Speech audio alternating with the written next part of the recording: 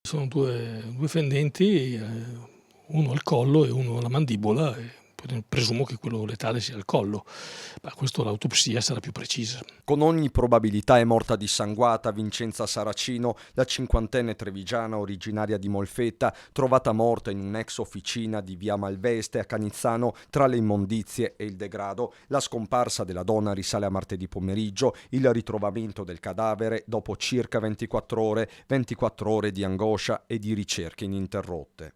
Nei prossimi giorni ci sarà l'autopsia che sarà affidata all'Istituto di Medicina Legale di Padova, ci darà notizie più dettagliate sulle cause della morte e sull'orario della morte. Sul corpo, da una prima ispezione, non vi sarebbero segni di difesa. Vincenza è stata trovata con gli indumenti addosso, gli stessi che aveva al momento della scomparsa, accanto la borsetta con i suoi effetti personali, compreso il cellulare. Non sembra una rapina, ma insomma è presto per fare delle ipotesi precise sul movente quando non si ha neanche un'idea precisa di chi possa essere stato. Ecco. Infatti il fascicolo per omicidio volontario aperto dalla procura trevigiana è a carico di ignoti, anche se non mancherebbero dei sospetti e dei primi sospettati per un fatto così cruento. A fine giornata le indagini sono ancora serratissime, con decine di telecamere al setaccio.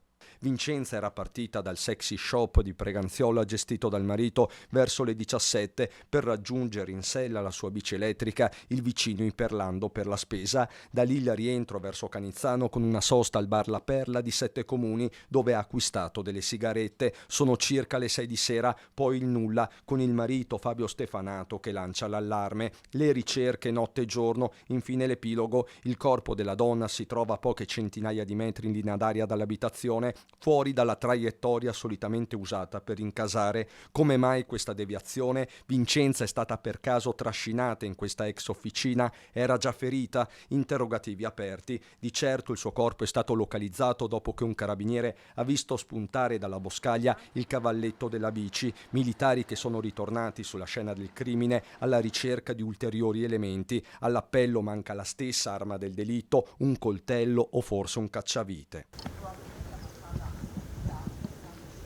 Intanto gli inquirenti stanno scandagliando la vita privata di Vincenza, si cerca un movente, dal regolamento di conti alla pista passionale, le persone a lei più vicine sono già state sentite. Sicuramente il marito, che è quello che ha avvisato della scomparsa, ecco. Gli altri, come prassi, vengono tutti sentiti.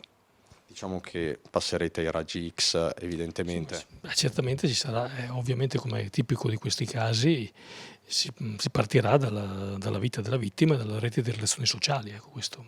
Inevitabilmente. È una prassi in questi